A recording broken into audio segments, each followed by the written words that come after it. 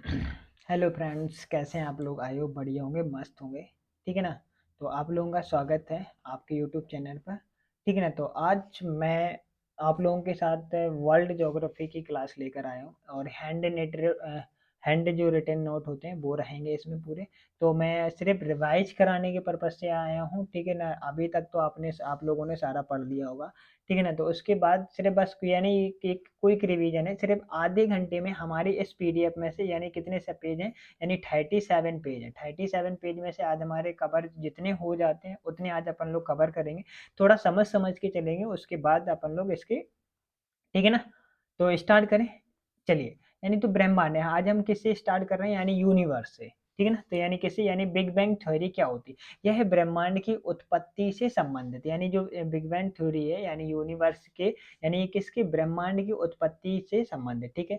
यह जर्मन वैज्ञानिक जॉर्ज लेमेंतियर के द्वारा दी गई थी। यानी तो डायरेक्टली क्वेश्चन किसके अंतर्गत आ सकता है, इसके अंतर्गत आ सकता है। यह किसके द्वारा दी गई थी? तो यानी जो बिग बैंग थ्योरी है यानी ये किसके द्वारा दी गई थी?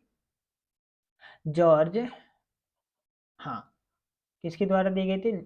जॉर्ज लेमेंटियर के द्वारा दी गई थी। ठीक है। तो यानी जो बिग बैंग की थ्योरी है। ठीक है, इतनी बात क्लियर। ठीक है। अब इसके बाद यानी पहले क्या था, यानी तो ये गोला था, यानी ये गोला अंदर की ओर क्या हुआ था, अंदर की ओर सिकुड़ रहा था। यानी तो यानी क्या हो रहा था, यानी 15 अरब साल पूर्व यानी ब्रह्मांड एक गोले के समान था। यानी जो हमारा गैलेक्सी है यानी एक जो ब्रह्मांड है तो वो किसकी तरह था, एक गोले के समान था। किसके समान थे? गोले के समान था, जिसमें गैस थे, धूल के कण थे, क्या थे, आदि आदि ये सब शामिल थे। तो यानी फिर इनमें क्या हुआ, यानी इस तरह से यानी खिंचाव हुआ, यानी तो ये बीच की ओर यानी एक तरह से क्या हुआ, इनमें खिंचाव हुआ। तो जब ये खिंचाव हुआ अंदर की ओर, जिससे यह सिकुड़ता गया, और अब से यानी कितने साल पहले, यानी 13.8 साल पूर्व। ठीक है, यानी तो ये अरब में बात हो रही है। ठीक है ना। तो ये याद रखना, इसमें एक विस्फोट हुआ जिसे बिग बैंग थ्योरी कहा जाता है। तो यानी बिग बैंग थ्योरी कहा किसे कहा जाता है?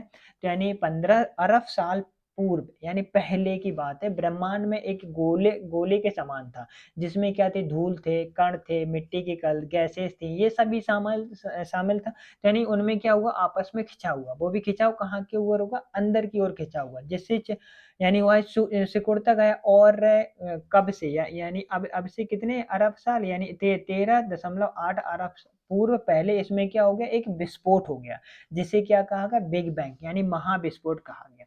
ठीक है। जब ये विस्फोट होने के बाद फिर इसमें से क्या क्या बना, इसमें से यानी गैलेक्सी बनी, यानी कई सारी गैलेक्सी है हमारे। ठीक है। एक हमारी गैलेक्सी अपनी गैलेक्सी को क्या बोलते हैं, यानी दुग्ध मेखला। ठीक, यानी जो हमारी गैलेक्सी उसको क्या कहा जाता है, दुग्ध मेखला कहा जाता है। ऐसे ही हमारे जो यूनिवर्स है, तो यानी यूनिवर्स में यानी क्या है, कई सारी गैलेक्सी, यानी कितनी टोटल गैलेक्सी है, 10 की पावर 11 गैलेक्सी हैं। अब गैलेक्सी बना कैसे होता है? गैलेक्सी होता है तारों, धूल के कणों, गैसों के समूह। ठीक है ना। तो इसी को गैलेक्सी बोलते हैं। इतनी बात क्लियर है, ये गैलेक्सी लिखा हुआ है, यानी क्या है, ये गैलेक्सी। ठीक है ना। ओके। तो गैलेक्सी में कितनी होती है, 10 की पावर 11 क्या होती है, कुल गैलेक्सी आती है। ओके। और एक प्रत्येक गैलेक्सी में, जो हमारी गैलेक्सी है इसमें प्रत्येक गैलेक्सी में कितनी होती है, 10 की पावर 11 ही क्या होते हैं, तारे होते हैं, यानी स्टार्स होते हैं। ठीक है। यानी डायरेक्टली ये क्वेश्चन है, बस सीधे सीधे लर्निंग करने के लिए, फैक्ट से है। ठीक है ना। और ग्रह एक तारे के प्रकाश से चमकता है, यानी जो ग्रह होते हैं वो किसके प्रकाश से चमकते हुए दिखाई देते हैं, यानी तारों के प्रकाश से। सूर्य भी एक क्या है, हमारा एक तारा। गैलेक्सी के केंद्र को बल्ज कहा जाता है, जो हमारी गैलेक्सी के केंद्र होते हैं उनको क्या कहा जाता है, बल्ज कहते हैं। ठीक है। तारों और ग्रहों के समूह को सौर मंडल कहते हैं। अभी हम फिगर बना के दिखा रहे हैं कैसे बना हुआ है, यानी इसको कैसे, कौन बल्ज होते हैं, कौन सौर मंडल होते हैं, कौन ग्रह होते हैं, कौन, ठीक है ना, क्या क्या। और ये जो 3 आकाश गंगाओं का समूह है, यानी कितनी, 3 आकाश गंगाओं का समूह क्या कहलाता है, यानी क्लस्टर कहलाता है। इतनी बात क्लियर है। ठीक है। ये अंदर की ओर है। ठीक है ना। पहले क्या बना, पहले ब्रह्मांड बना के, पहले क्या बना, पहले ब्रह्मांड था, ब्रह्मांड के। ठीक है ना। यानी पहले ब्रह्मांड, यानी ये ब्रह्मांड का वाला एरिया है, यानी ये किसका एरिया है, ब्रह्मांड का। फिर इसके बाद ब्रह्मांड के मिलने से क्या बना, यानी क्लस्टर। क्लस्टरों के मिलने से क्या बना, आकाश गंगा। आकाश गंगा में क्या है, तारामंडल। फिर उसके बाद क्या है, सौर मंडल। सौर मंडल के बाद क्या आते हैं, फिर क्या है, ग्रह। इतनी बात क्लियर है आप लोगों को, है ना। तो यानी पहले क्या है, ब्रह्मांड है, क्लस्टर है, फिर आकाश गंगा है, फिर सौर मंडल है, फिर क्या है, तारा मंडल है, फिर सौर मंडल है, और फिर ग्रह। अगर क्वेश्चन में ऐसे भी आ सकते हैं, यानी इनको क्या करिए, ग्रामर यानी तरीके से लगाइए। ठीक है ना। इतनी बात क्लियर है? चलिए आगे बढ़ते हैं। हमारी गैलेक्सी के पास, ठीक है ना, यानी हमारी गैलेक्सी जो है कि सबसे पास कौन सी गैलेक्सी है, ये भी डायरेक्टली क्वेश्चन आ सकता है। यानी हमारी जो गैलेक्सी है यानी दुग्ध मेखला गैलेक्सी, ठीक है ना, उस गैलेक्सी के पास कौन सी गैलेक्सी है, यानी एंडोमेटा गैलेक्सी है, ठीक है।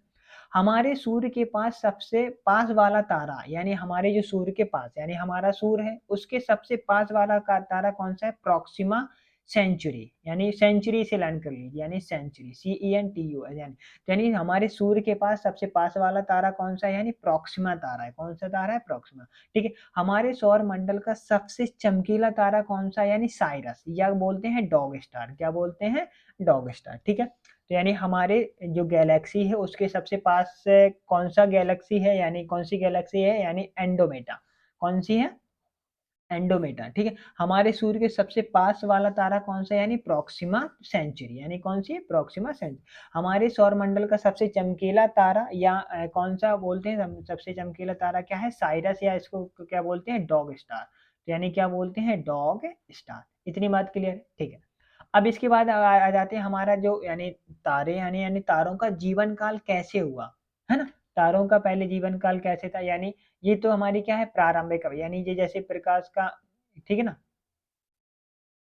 ठीक, यानी प्रकाश का रंग कैसा है, अभी तो नीला है, तो यानी पहले सेकंड स्टेज पे कैसा होता था, लाल, थर्ड स्टेज पे क्या था, पहले नीला, तो यानी पहले, यानी तारों का लाल ग्रह यह प्रदर्शित करता है कि यह अपनी अधिकतम अवस्था में है, ठीक है ना, तो यानी लाल, फिर उसके बाद उस पीला, फिर सफेद, अब कैसा दिखाई देता है, यानी नीला, तो यानी तारा, यानी जो तारा होता है ना, तारा, तारा का नीला रंग, यानी कौन सा रंग, नीला रंग, यह प्रदर्शित करता है कि उसमें अधिकतम मात्रा ऊर्जा और हीट संचित है, तो यानी अभी क्या है हमारे उसमें, बहुत ही अधिकतम मात्रा में क्या है, ऊर्जा है, यानी हीट उसमें क्या है, संचित है। इतनी बात क्लियर, ठीक है। एक नोट करके आप नोट भी कर सकते हैं। नोट क्या है, जब तारा अंतिम अवस्था में होता है तो लाल जॉइंट कहा जाता है, यानी तो यानी क्या कहा जाता है, लाल जॉइंट। और इसमें जब एक विस्फोट होता है तो इसे सुपरनोवा, सुपरनोवा विस्फोट कहा जाता है। क्या कहा जाता है, यानी सुपरनोवा विस्फोट कहा जाता है, ठीक। जब ये क्या होता है, ये लाल होता है तो इसका ये क्या होता है, इसका द्रव्यमान कितना होता है, 4 पॉइंट, यानी 1.5, यानी 1.4, ठीक है ना, यानी इसको न्यूट्रॉन तारा या प्लास्टा तारा, ठीक है ना। और द्रव्यमान कितना, वन, अगर ये सेकंड यानी तो बामन, यानी क्या कौन सा हो जाता है, व्हाइट ड्रॉप। इतनी बात क्लियर है, चलिए आगे देखते। सिर्फ लाइन आप कोई समझने का तो इतना टाइम है नहीं, सिर्फ रिवाइज ही करना है। आप लोग नोट से रिवाइज कर सकते हैं, जैसे भी आपको करना है। एक बार अगर सुन भी लेते हैं तो कोई दिक्कत नहीं आ जाती। सुनने में क्या होता है, अगर हम किसी की बातें सुनते हैं या सुनने से हमें क्या होता है, हमारे डायरेक्टली चला जाता है, तो यानी अंदर हमें रिवाइज सा हो जाता है।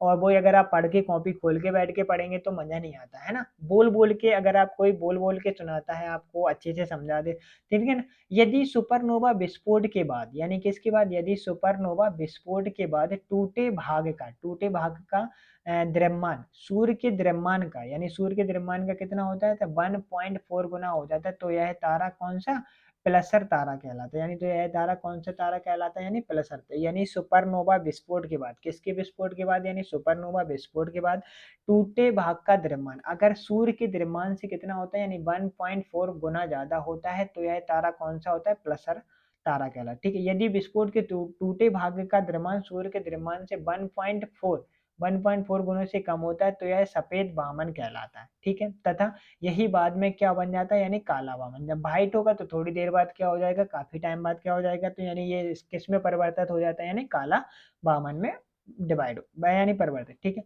अब इसके बाद ब्लैक होल क्या होता है, ब्लैक जो पल्सर तारा होता है जब तेजी से गति करता है, यानी कौन सा तारा निकल गया था, पल्सर। यानी सुपरनोवा में जब क्या होता है, विस्फोट होता है, तो उसका द्रव्यमान कितना होता है, यानी 1.4 से, यानी सूर्य से क्या होता है, ज्यादा होता है, तो यानी कौन सा तारा कहलाता है, पल्सर।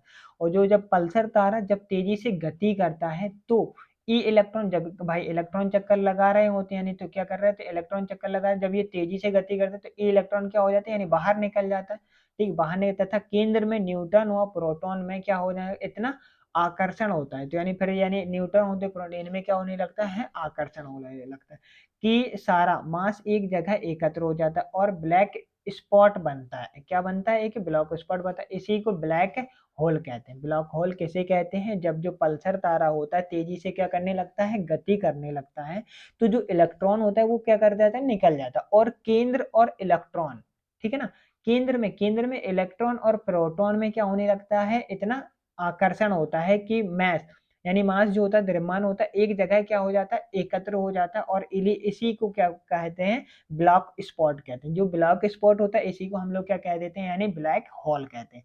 आई थिंक आप लोगों को समझ में आ गया यानी ब्लैक होल क्या होता है। ठीक है, अब हम अपन इसके बाद यानी ब्लैक होल यानी यूनिवर्स के बारे में हम लोग बात करें। अब हम पढ़ते हैं यानी सौर मंडल। ठीक है, यानी क्या पढ़ लेते हैं, यानी सौर मंडल यानी सोलर सिस्टम। तो यानी सोलर सिस्टम कैसे बना होता है, यानी सोलर सिस्टम किससे, सूर्य ग्रह, उपग्रह और क्षुद्र ग्रहों से मिलकर बना होता है। सीधी सीधी बात है, यानी जो हमारा सौर मंडल होता है, सौर मंडल में क्या क्या होता है, ठीक है ना। सौर मंडल में क्या होता है, सौर मंडल में क्या, सूर्य हैं, ग्रह हैं, उपग्रह हैं, क्षुद्र ग्रह हैं, एवं क्या होते हैं, मिलकर, इनसे मिलकर बना होता है हमारा सौर मंडल। जैसे सूर्य है, ठीक, सूर्य के बाद ये हमारे सभी क्या है, ग्रह हैं, ग्रहों के अपने अपने उपग्रह होंगे, क्षुद्र ग्रह है ये है। इतनी बात। हाँ, और देखिए अब इनका क्रम भी पूछा जा सकता है, इस क्रम में लगाओ, ठीक है ना, ये किस क्रम में व्यवस्थित होते हैं। यानी हमारे सूर्य, यानी आप लोगों के कई सारे का चार ऑप्शन दे दिए, चार ऑप्शन दे दिए, ऊपर नीचे का है कि यानी इनको क्रम व्यवस्थित कीजिए। तो यानी सबसे पहले क्या होता है, यानी बुध, फिर शुक्र, पृथ्वी, मंगल, बृहस्पति, शनि, अरुण, वरुण। ये आप लोगों को डायरेक्टली लर्न, रिवर्स में भी लर्न करके रख सकते हैं, अपोजिट में भी पूछ सकता है। तो यानी पहले वरुण, अरुण, शनि, बृहस्पति, मंगल, पृथ्वी, शुक्र और बुध। आई थिंक क्लियर है। तो यानी ये आप लोग लर्न कर लीजिएगा। तो यानी अगर फर्स्ट सेकंड से लर्न करना चाहें, फर्स्ट सेकंड, तो यानी क्या है, पहले बुध, शुक्र, पृथ्वी, मंगल, बुध, शुक्र, पृथ्वी, मंगल, बृहस्पति, शनि, अरुण, वरुण, बृहस्पति, शनि, अरुण, वरुण। अगर पूछा जाए सबसे बड़ा, तो यानी बड़े की स्थिति में ऐसे रहती है, यानी पहले ये बड़े होते, फिर इसके बाद ये रिवर्स कर दिया, तो यानी ऐसे आ जाते। ठीक, अभी अपन लोग पॉइंट करके यानी लर्न करते हुए चलेंगे। यानी देखो अब अपन लोग पढ़ते हैं, यानी मरकरी। मरकरी यानी क्या होता है, बुध। ठीक है, यह सूर्य के सबसे निकट है, बिल्कुल ही निकट है। अभी मैंने देखा था ना, सूर्य, सूर्य के बाद क्या है, बुध। तो यानी यह क्या है, यह सूर्य के सबसे निकट है। यह सबसे कम समय में, सबसे कम समय, जब भाई पास में है तो सबसे कम समय में क्या कर लेता है, यानी सूर्य की चक्कर लगा। तो यानी देखिए चक्कर की अगर बात करें तो ये चक्कर कैसे लगाते हैं, जैसे ये बुध, तो यानी ये बुध ऐसे चक्कर लगा रहा होगा, है ना। शुक्र है, ये इसके ऐसे चक्कर लगा रहा होगा। फिर हमारी पृथ्वी, फिर ये ऐसे चक्कर लगा रही होगी, ठीक है ना। फिर ये मंगल है, फिर ये ऐसे चक्कर लगा रहा होगा। इस टाइप से ये हमारे क्या करते हैं, यानी चक्कर लगाते रहते हैं। आई थिंक आप लोगों को क्लियर होगा ये किस टाइप से चक्कर लगाते हैं, इस टाइप से। यानी अरुण है, फिर ये इस टाइप से, वरुण है, फिर ये और अलग टाइप से, यानी। हाँ, तो यहाँ तक ये समझ में आ गया, यानी सौर मंडल कैसे बना होता है। यानी सौर मंडल में क्या होता है, यानी ये किस तरह से, यानी हमने ये बता दिया किस तरह से ये इनका राउंड लगाते हैं। ठीक, अब इसके बाद एक एक पॉइंटों को हम लोग कंप्लीट करते हुए चलेंगे। अगर आप लोगों को नहीं दिख रहा है, थोड़ा मैं और जूम कर देता हूँ, ठीक है ना। आई थिंक अब आप लोगों को अच्छे से विजुअल होगा। ठीक, हम लोग किसकी बात करते हैं, यानी मरकरी। तो यानी हमारा, अब हम किसकी बात कर रहे थे, यानी मरकरी में, यानी बुध के बारे में बात कर रहे थे। यह सूर्य के सबसे निकट तारा है। तो यानी यह सबसे क्या है, यह सबसे सूर्य के निकट ग्रह है, तारा नहीं है, ग्रह है। ठीक है ना, यह सबसे कम समय में सूर्य का क्या लगा लेता है, यानी सबसे कम समय में सूर्य का क्या लगाता है, चक्कर लगाता है। ठीक है, इस पर वायुमंडल नहीं है, ठीक है ना। डायरेक्टली भी क्वेश्चन पूछा जा सकता है, बुध के पास क्या है, वायुमंडल है या नहीं। तो इसके पास क्या नहीं है, इसके पास वायुमंडल नहीं है। ठीक है, इतनी बात क्लियर है ना। इसके पास वायुमंडल, जिस कारण से यह दिन में बहुत गर्म तथा रात में बहुत ठंडा होती है। यानी इसके पास वायुमंडल ना होने के कारण यह क्या हो जाता है, दिन में जब सूरज निकलता है तो बहुत ही गर्म हो जाता है, और जब सूरज क्या होता है जिस साइड छुप जाता है, तो यानी रात में क्या हो जाता है, बहुत ही ठंडा हो जाता है, इस वजह से। ठीक है ना। और सबसे ज्यादा दैनिक तापमान, जो टेम्परेचर होता है, तापांतरण बुध का ही होता है। ठीक है ना। और इसका कोई क्या नहीं है, एक उपग्रह नहीं, जैसे हमारी पृथ्वी का एक क्या है, उपग्रह यानी चांद है, इसका कोई भी क्या नहीं है, उपग्रह नहीं है। ठीक है, यह 88 यानी 88 दिन में सूर्य का चक्कर, और हमारी पृथ्वी यानी 365 डेज में यानी क्या करती है, यानी एक पूरा चक्कर लगा। और यह बुध बुध जो क्या करता है, यानी 88 डेज में ही पूरा एक है चक्कर। ठीक है, इसका घूर्णन का जो समय होता है, यानी हमारी पृथ्वी का जैसे घूर्णन का समय कितना, यानी 24 आवर्स है, यानी 1 डे।